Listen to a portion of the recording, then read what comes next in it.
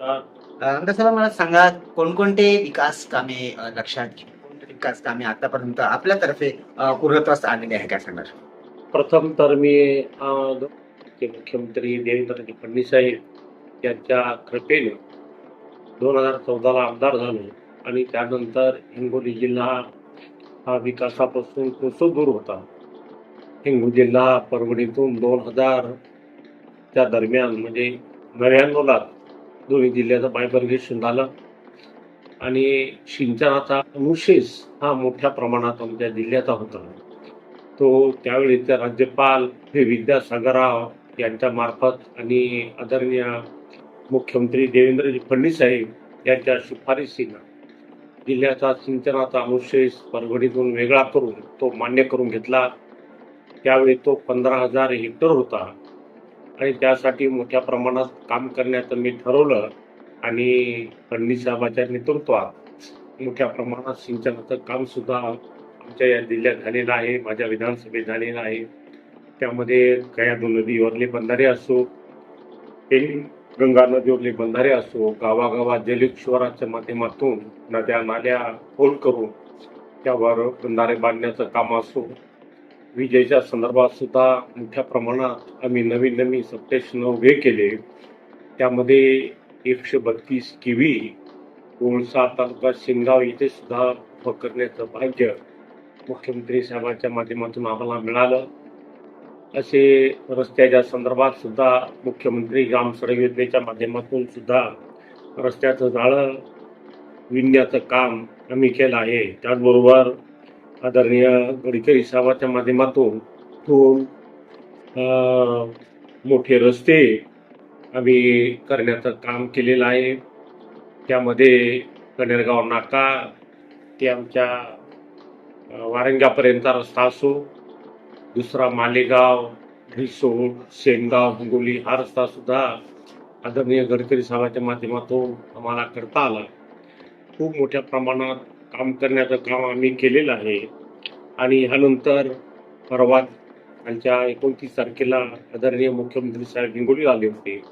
त्यावेळेस आमच्या जिल्ह्यात जी 2 धरण झाली, इंदर आणि सिद्धेश्वर, त्याचा डावा कालवा काढून आमच्या हिंगोली आणि शेनगाव तालुक्याला पाणी मिळावं अशी आग्रही भूमिका मी साहेबांसमोर मांडली आहे.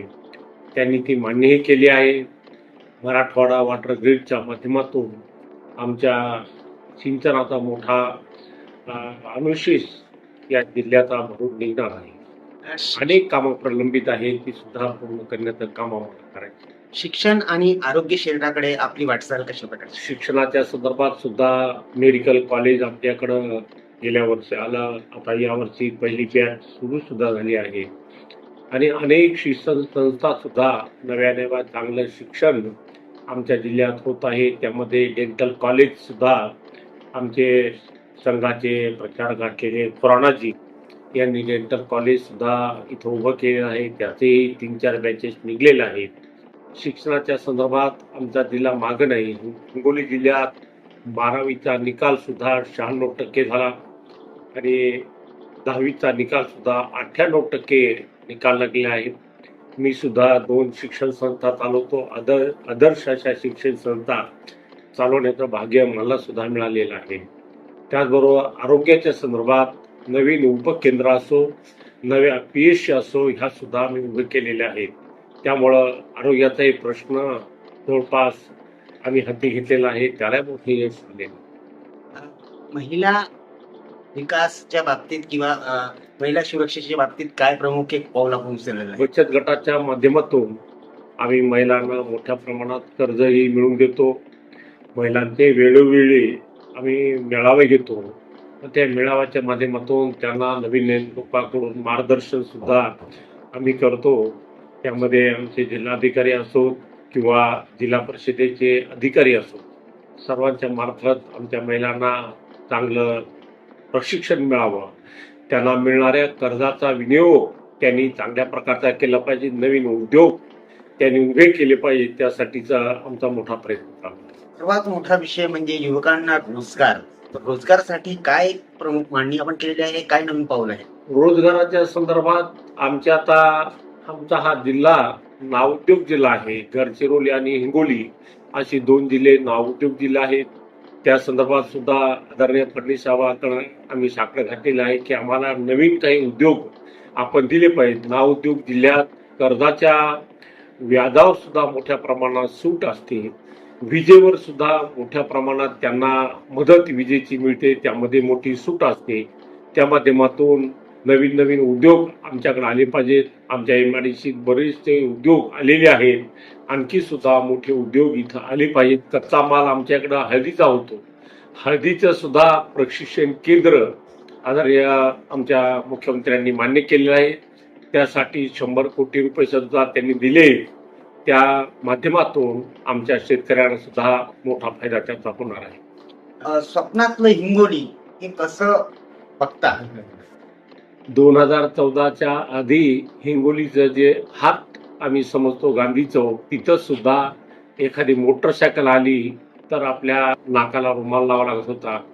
पण आज आमच्या गल्लीबोळात सुद्धा पुण्या मुंबईला स्पर्धा करतील असे रस्ते आम्ही निर्माण केलेत.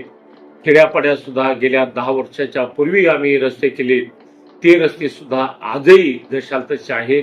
त्यामुळं विकासाचा एक ध्यास आम्ही घेतलेला आहे. मुख्यमंत्र्यांच्या आमच्या फडणवीस साहेबांच्या नेतृत्वात आम्ही मोठं काम इथं उभं करतो. आमच्या या हिंगोली शहरात एक जलेश्वर नावाचा तलाव अतिशय जुना पांडवकालीन तलाव होता.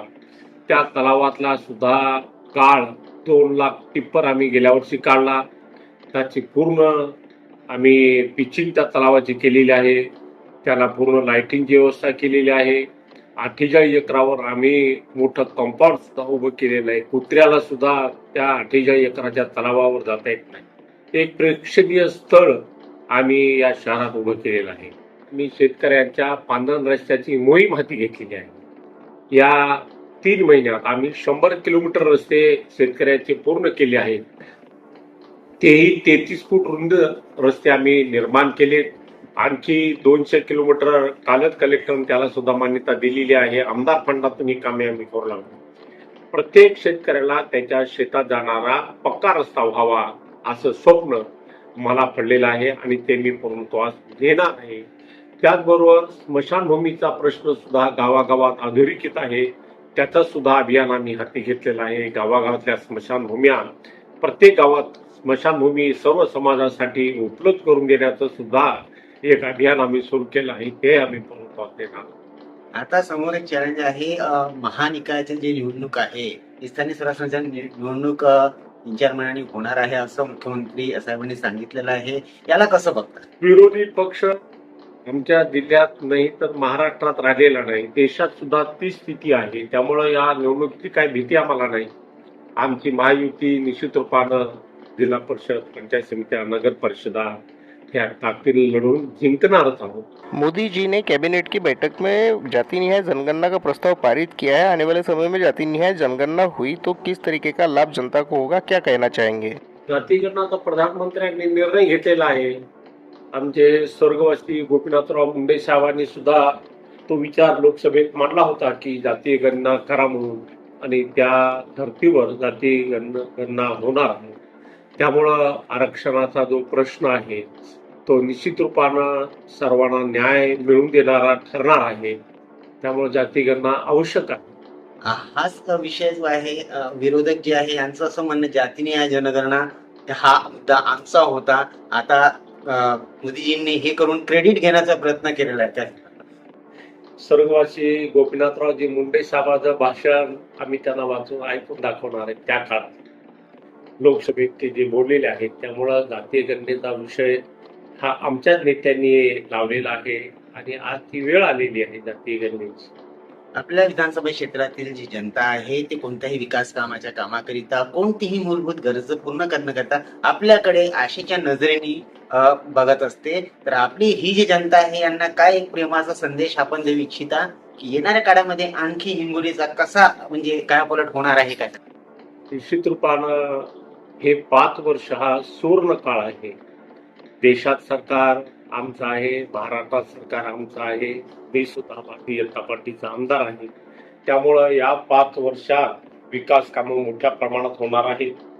त्यापेक्षा विकास कुठला राहिला असं म्हणण्याची वेळ आमच्या नागरिकावर येणार नाही, हे बंधन आम्ही पाळलं.